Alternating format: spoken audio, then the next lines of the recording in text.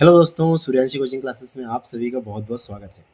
आज की जो हमारी स्टोरी है वो एक कछुए पर और दो जो हंस हैं उन पर आधारित है। और इसमें जो कछुआ रहता है उसको बात करने का बहुत ज़्यादा शौक है।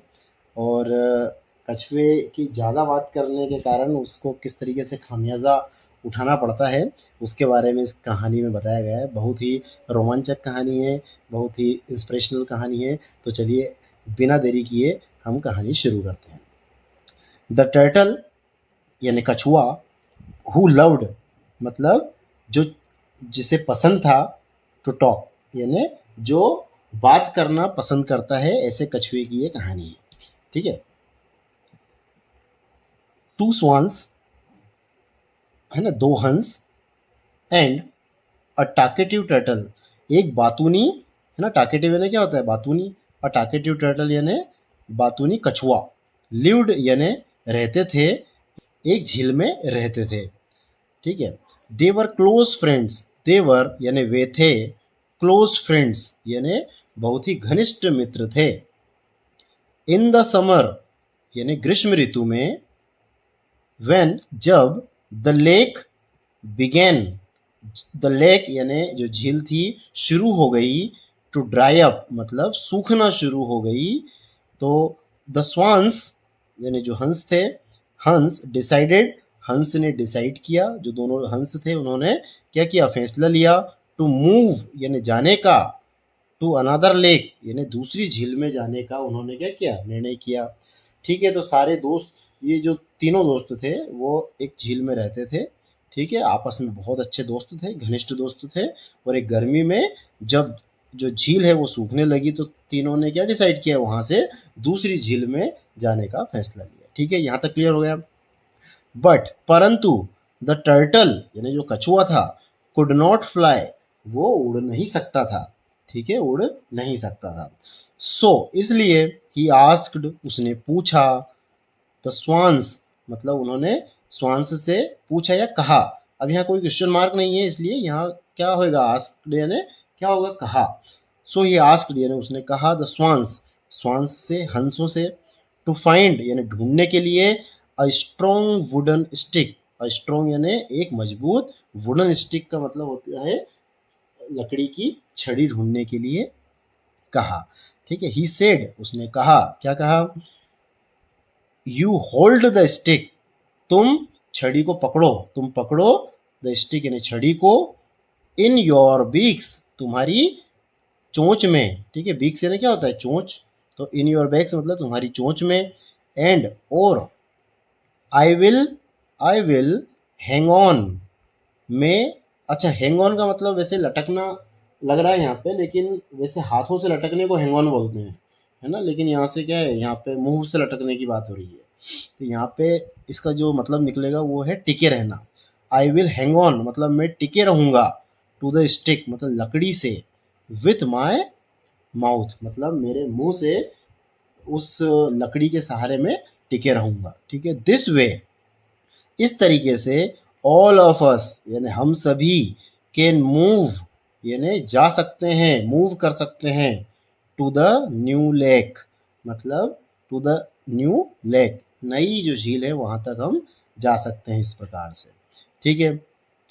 द स्वान सेड, हंसों ने कहा, क्या कहा? यू आर टैकेटिव, तुम बातूनी हो। ठीक है। हंसों ने क्या कहा कछुए से? कि यू आर टैकेटिव, तुम बातूनी हो, बातूनी हो।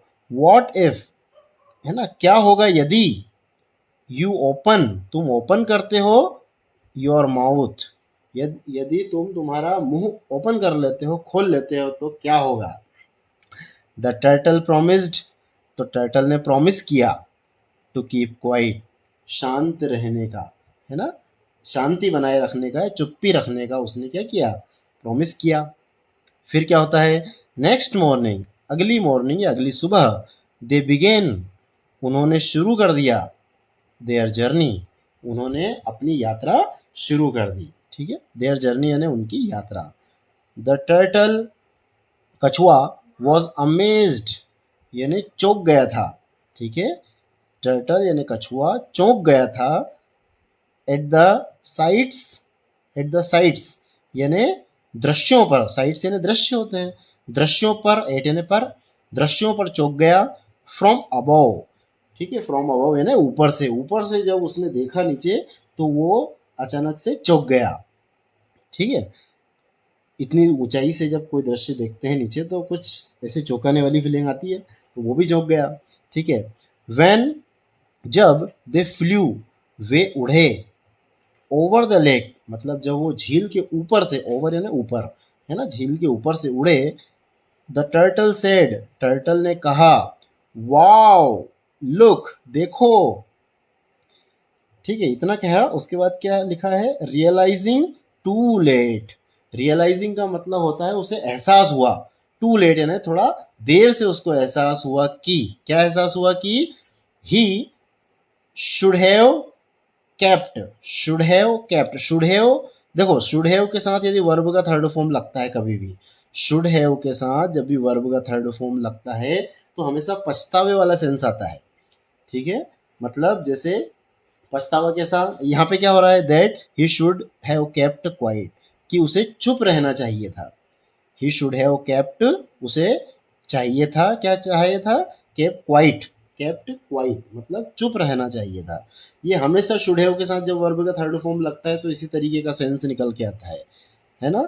जैसे कि उसे मीटिंग में चुप रहना चाहिए था, उसे दौड़ना नहीं चाहिए था, उसे टीचर की बात माननी चाहिए थी, है ना। इस तरीके से पछतावा, जब पास्ट में पछतावे वाली बात हो तो शुड हैव के साथ वर्ब का थर्ड फॉर्म हमेशा यूज़ किया जाता है। इसको हमेशा नोट डाउन करके रखना, ये हमेशा बहुत काम की चीज़ है, ठीक है।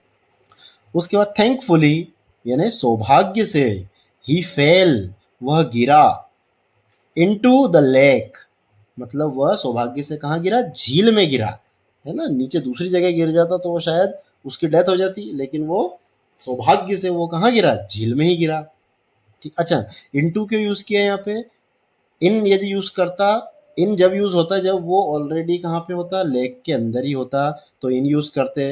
अब वो फेल यानी गिरा है, कहाँ से, ऊपर से नीचे गिरा है, मतलब मूवमेंट हो रहा है ना, और एक मोशन वाला फील आ रहा है, इसलिए हम इस यहाँ पे क्या यूज करेंगे, इनटू यूज करेंगे, इन यूज नहीं करेंगे, है ना।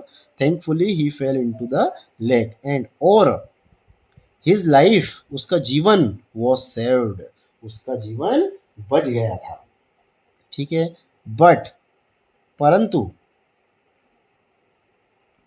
अब एक चीज और देखने की जरूरत है यहाँ पे, देखिए एंड के बाद क्या लिखा है, हिज लाइफ वॉज सेव्ड। अब देखो हेल्पिंग वर्ब के साथ वर्ब का क्या है, थर्ड फॉर्म लगा हुआ है, हेल्पिंग वर्ब के साथ वर्ब का थर्ड फॉर्म, है ना। इसका मतलब ये कौन सा सेंटेंस है, पैसिव सेंटेंस, ठीक है। अब देखो हिज लाइफ वॉज सेव्ड, उसकी लाइफ बची गई, मतलब बच गई थी, है ना, उसने बचाई नहीं थी, मतलब उसका जीवन ने किसी को बचाया नहीं था, उसका जीवन बच गया था, ऐसा सेंस आ रहा है। मतलब हिज लाइफ क्या है,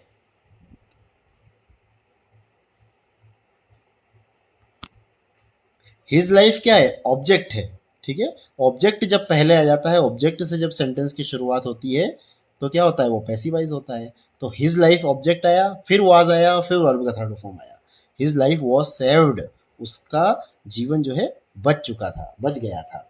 बट ही हैड लर्नड, अब देखो यहाँ पे सब्जेक्ट आगे है और हेड के साथ वर्ब का थर्ड फॉर्म, कौन सा टेंस है ये, पास्ट, पास्ट में हेड से क्या पता चल रहा है, पास्ट, और वर्ब का थर्ड फॉर्म से परफेक्ट, तो पास्ट परफेक्ट है ना। तो बट ही हैड लर्नड, वह सीख चुका था, हिज लेसन, उसका सबक वो सीख चुका था। चलिए दोस्तों, आपको कहानी कैसी लगी ये कमेंट बॉक्स में ज़रूर बताइएगा, और मिलते हैं अगली स्टोरी में नई वीडियो के साथ। तब तक के लिए धन्यवाद। आपका दिन शुभ हो।